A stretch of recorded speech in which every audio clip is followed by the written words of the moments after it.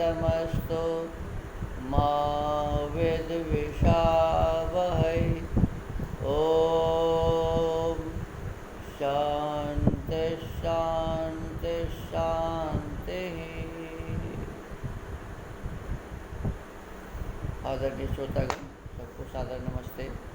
आइए स्वाध्याय के क्रम में हम अभी ऋग्वेदादि भाष्य पूर्णता से उपासना विषय पर चर्चा कर रहे हैं और उपासना के संबंध में स्वामी दयानंद सरस्वती जी कहते हैं कि एकांत देश में बैठकर अपने इंद्रियों को मन सहित उस परम ब्रह्म परमेश्वर में लगाने का नाम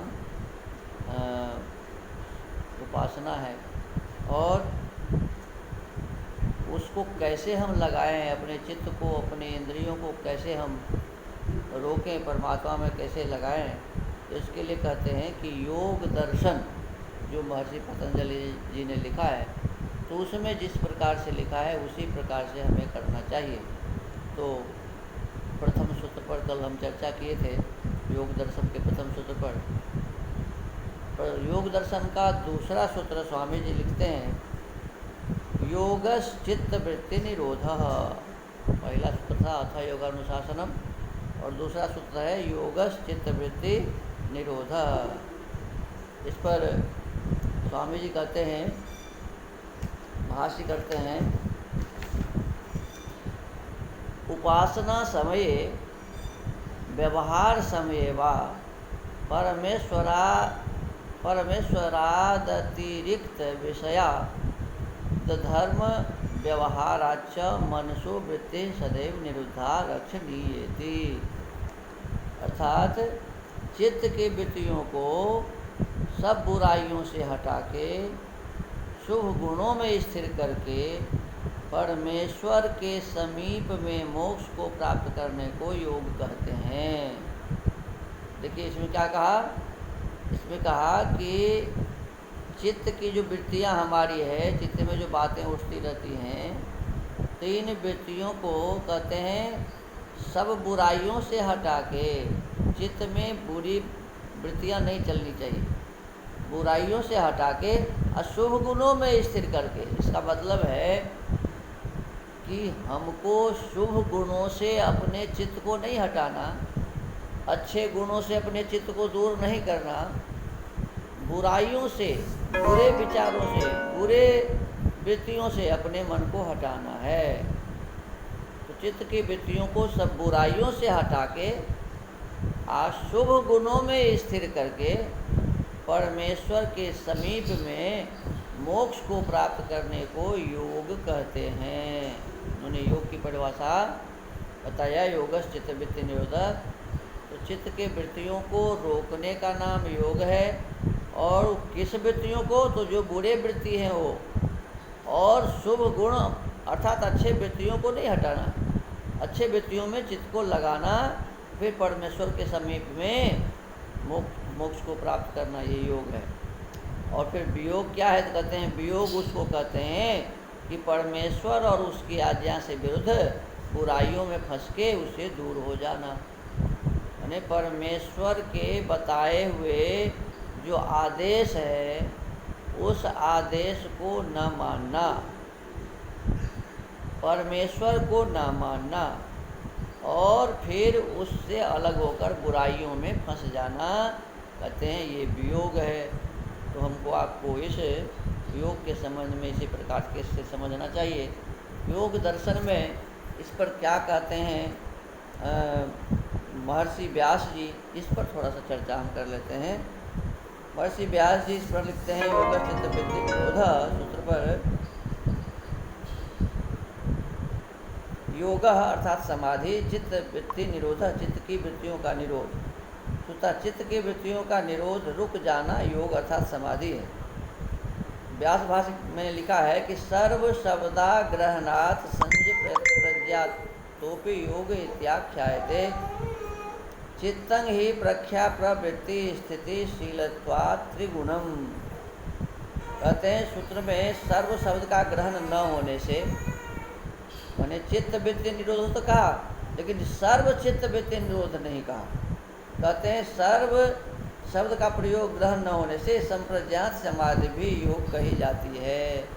अर्थात संप्रज्ञात समाधि में होता ही यही है कि हम संसार के पदार्थों में अपने चित्त को लगाते हैं और संसार के पदार्थों को चित्त में लगाकर, पदार्थों में चित्त को लगाकर, और फिर हम सांसारिक पदार्थों को ठीक से समझते हैं, जानते हैं, और इसके पश्चात हम आत्मा को जानते हैं। जैसे वितर्कानुगत, विचारानुगत, आनंदानुगत, स्मितानुगत जो है इस संप्रज्ञात समाधि के 4 भाग, उसमें यही तो जाना जाता है। जैसे पृथ्वी क्या है, जल क्या है, अग्नि क्या है, आकाश क्या है, वायु क्या है। तो ये स्थूल महाभूत को जानना, फिर सूक्ष्म महाभूत को जानना कि हम रस क्या है, ये क्या कहते हैं, स्पर्श क्या है, ये स्पर्श का गुण जो है त्वचा में वो क्या है, फिर गंध क्या है, ये रूप क्या है, इसी प्रकार से ये शब्द क्या है। तो ये सब हम जानते हैं, इसको सूक्ष्म महाभूत कहते हैं। तो स्थूल महाभूत और सूक्ष्म महाभूत, इसको जो जानना है ये संप्रज्ञात समाधि के अंतर्गत है। और जानने के लिए तो उसको खोजना पड़ता है, विचार करना पड़ता है, उसके लिए उस पर मन लगाना पड़ता है। तो हम जो इसमें मन लगाते हैं स्थूल महाभूत आदि में, सूक्ष्म महाभूत आदि में, तो इसके माध्यम से हमें उसके बारे में पता चलता है। तो ये जिसको हम खोजते हैं उसमें चित्त लगता है, उस पर विचार किया जाता है। तो इसलिए कहते हैं कि सर्व शब्द का ग्रहण नहीं है, इसीलिए सभी चित्त के वृत्तियों को नहीं रोकना है। संप्रज्ञात समाधि प्राप्त करने के लिए अच्छे वृत्तियों में मन को लगाना है। चित्त 3 प्रकार के स्वभाव वाला है। कहते हैं हमारा जो चित्त है ये 3 प्रकार के स्वभाव वाला है। कौन कौन? एक कहते प्रकाशशील, दूसरा है गतिशील और तीसरा है स्थितिशील। तो इसीलिए इससे यह त्रिगुणात्मक हुआ। हमारा जो चित्त है वो 3 गुण वाला हुआ, यानी प्रकाशशील, गतिशील और स्थितिशील। प्रकाशशील चित्त सत्व, रजस एवं तमस से संश्लिष्ट होकर ऐश्वर्य एवं विषय का इच्छुक होता है। वही चित्त सत्व तमस के द्वारा बिंधा हुआ अधर्म, अज्ञान, अवैराग्य एवं ऐश्वर्य को प्राप्त होता है। वही चित्त सत्व क्षीण मोहावरण वाला सब ओर से प्रकाशमान रजो मात्रा से संश्लिष्ट धर्म, ज्ञान, वैराग्य, ऐश्वर्य को प्राप्त होता है। यानी 3 प्रकार का जो हमारा ये चित्त है, ये कहते हैं ये कैसे है? तो कहते हैं जब सत्व रज की अधिकता होती है, प्रधानता होती है, तो वो जो है प्रकाशशील होता है। जब तमोगुण की प्रधानता होती है तो कहते हैं कि ये गतिशील होता है। और जब रजोगुण की प्रधानता होती है तो कहते हैं ये स्थितिशील होता है। तो इस प्रकार से हमको आपको इसके संबंध में जानना चाहिए। कहते हैं कि प्रकाशशील चित्त सत्व रजस एवं तमस से संश्लिष्ट होकर ऐश्वर्य एवं विषय का इच्छुक होता है। वही चित्त सत्व तमस के द्वारा बिंधा हुआ अधर्म, अज्ञान और अवैराग्य एवं अनैश्वर्य को प्राप्त होता है। जब तमोगुण हमारे चित्त में अधिक हो जाता है तब हम अधर्म करने लगते हैं, अज्ञान हमारे भीतर आ जाता है, अवैराग्य हो जाता है, अनैश्वर्य हो जाता है, अर्थात परमात्मा को नहीं मानते हैं। तो इस प्रकार के विचार बन जाते हैं। और जब सत्व गुण बढ़ जब चित्त में सत्व गुण हट जाते हैं, तमोगुण कम हो जाते हैं और रजोगुण की मात्रा बढ़ जाती है, तो कहते हैं क्षीण मोहावरण वाला, वही सत्व चित्त क्षीण मोहावरण वाला सब ओर से प्रकाशमान रजो मात्रा से संश्लिष्ट धर्म, ज्ञान, वैराग्य, ऐश्वर्य को प्राप्त होता है। तो वही चित्त सत्व रजोगुण की मात्रा रूपी मल के संपर्क से पृथक हुआ अपने शुद्ध सात्विक रूप में प्रतिष्ठित और बुद्धि तथा पुरुष की पृथकता के ज्ञान से युक्त धर्ममेध समाधि को प्राप्त होती है।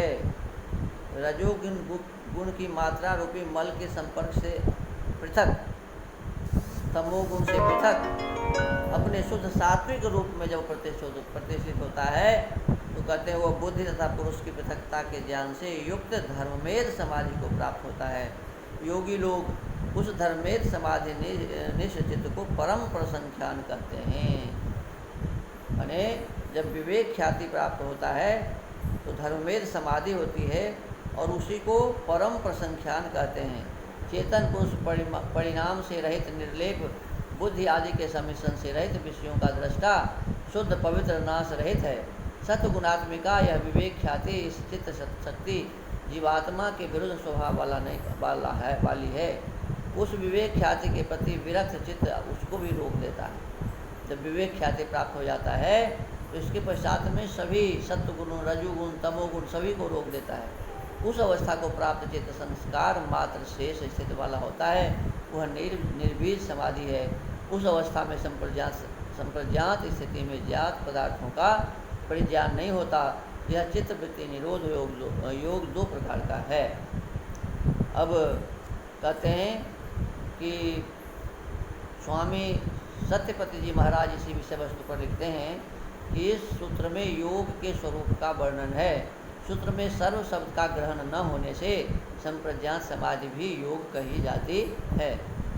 फिर कहते हैं कि चित्त तीन प्रकार के स्वभाव वाला है, अर्थात प्रकाशशील, गतिशील और स्थैर्यशील है। इससे त्रिगुणात्मक है। सत्वगुण, रजोगुण और तमोगुण चित्त के उपादान कारण हैं। इसीलिए उसका स्वभाव तीन प्रकार का है। माने तीन गुणों से बना है, इसलिए स्वभाव तीन प्रकार का हो गया। चित्त में होने वाले वास्तविक और अवास्तविक ज्ञान को वृत्ति व्यापार कहते हैं। माने वृत्ति क्या है? तो कहते हैं चित्त में होने वाले वास्तविक और अवास्तविक ज्ञान को, माने हमारे भीतर में जो ठीक और गलत ज्ञान है वही वृत्ति है।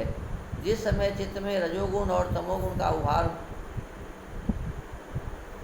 चित्त के निर्माण में सतगुण की प्रधानता है, परंतु उसमें रजोगुण तमोगुण भी मिश्रित रहते हैं। जिस समय चित्त में रजोगुण और तमोगुण का उभार होता है उस समय मनुष्य विविध ऐश्वर्यों का इच्छुक होता है। यह चित्त की क्षिप्तावस्था है। क्षिप्तावस्था में, चंचल अवस्था में आदमी कहीं भी स्थिर नहीं हो सकता। तो कहते हैं क्षिप्तावस्था क्या है?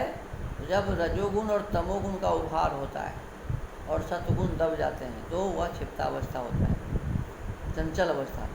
जब तमोगुण का उभार अधिक रजोगुण का होता है तब वो क्षिप्तावस्था है। और जब तमोगुण का उभार अधिक होता है, जब तमोगुण का उभार अधिक मात्रा में होता है तब व्यक्ति को अधर्म, अज्ञान आदि अधिक प्रिय लगते हैं। यह चित्त की मूढ़ावस्था है। माने जिस समय तमोगुण बढ़ जाते हैं, रजोगुण सतोगुण कम हो जाते हैं तो व्यक्ति अधर्म करने लगता है, उसमें अज्ञानता अधिक हो जाती है। तो कहते हैं ऐसे व्यक्ति मूढ़ावस्था में होता है। और जब तमोगुण दब जाता है और रजोगुण का उभार होता है तब व्यक्ति की धर्म, ज्ञान, वैराग्य में अधिक रुचि होती है। यह चित्त की विक्षिप्तावस्था है। तमोगुण कम हो गया और रजोगुण बढ़ गया और सतोगुण भी कम है। कहते हैं उस समय में भी धर्म, ज्ञान, वैराग्य में अधिक रुचि होती है। और जब सत्वगुण की प्रधानता रहती है और रजोगुण तमोगुण दब जाते हैं तो साधक धर्ममेध समाधि में पहुंच जाता है। यानी जब केवल सतोगुण रहता है और रजोगुण तमोगुण नीचे हो जाता है, दब जाता है, कहते हैं उस समय साधक धर्ममेध समाधि को प्राप्त कर लेता है। और धर्ममेध समाधि कहते हैं इस अवस्था को योगी लोग परम प्रसंख्यान कहते हैं। वह धर्ममेध समाधि क्या है? तो परम प्रसंख्यान के नाम से कहते हैं। इस समाधि में पदार्थ का स्वरूप अच्छे प्रकार से परिज्ञात होता है। माने जब धर्ममेध समाधि होती है, परम प्रसंख्यान होता है, तो उस समय हम पदार्थों के स्वरूप को ठीक से समझ लेते हैं। यह चित्त की एकाग्रावस्था है। इस अवस्था को एकाग्रावस्था कहते हैं। ये विविध परिवर्तन चित्त में होते हैं, जीवात्मा में नहीं। कहते हैं आत्मा में ये कोई परिवर्तन नहीं, ये तो चित्त में परिवर्तन हो रहा है, क्योंकि चित्त परिवर्तनशील है। चित्त तो बदलता रहता है, वह उत्पन्न होता है और नष्ट भी हो जाता है। चित्त बनता भी है और जब मोक्ष में चला जाता है तो वो नष्ट भी हो जाता है। जीवात्मा अपरिवर्तनशील है। जीवात्मा क्या है? अपरिवर्तनशील है। न उत्पन्न होता है और न नष्ट होता है। माने जीवात्मा अपरिवर्तनशील है, न उत्पन्न होता है और न नष्ट होता है। धर्मवेद समाधि के समय बुद्धि का और जीवात्मा का पृथक पृथक स्वरूप ज्ञात रहता है। जब धर्मवेद समाधि हो जाती है तो ये पता चलता है कि मैं अलग हूँ और बुद्धि अलग है। बुद्धि का और जीवात्मा का पृथक पृथक स्वरूप ज्ञात होता है। इस ज्ञान का नाम विवेक ख्याति है। धर्मवेद समाधि में परम प्रसंख्यान में हमें ये पता चलता है कि हम आत्मा एक अलग वस्तु है और बुद्धि जो हमारी है वो अलग वस्तु है। इन दोनों में फ़र्क समझ जाना ही क्या है, विवेक ख्याति कहते हैं। इसको योगी विवेक ख्याति कहते हैं। यह सत्व गुणात्मक है, जीवात्मा इससे भिन्न है। जब धर्मवेद समाधि को प्राप्त योगी विवेक ख्याति में भी दोष देखता है। जब विवेक ख्याति प्राप्त हो जाती है, धर्मवेद समाधि हो जाती है, तो इसमें भी योगी को दोष दिखता है, तो उससे भी वैराग्य हो जाता है। कहते हैं उस समय वो अब धर्मवेद समाधि विवेक ख्याति से भी वैराग्य हो जाता है कि इसमें भी कुछ न कुछ दोष है।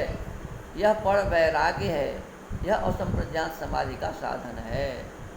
माने यहाँ से जब ये समझ में आ जाए कि भाई जब तक यह शरीर है तो सतोगुण रजोगुण का मेल इसमें है, तमोगुण कुछ न कुछ है ही, अधिक सतोगुण है कम ही तमोगुण है, लेकिन वो तो है।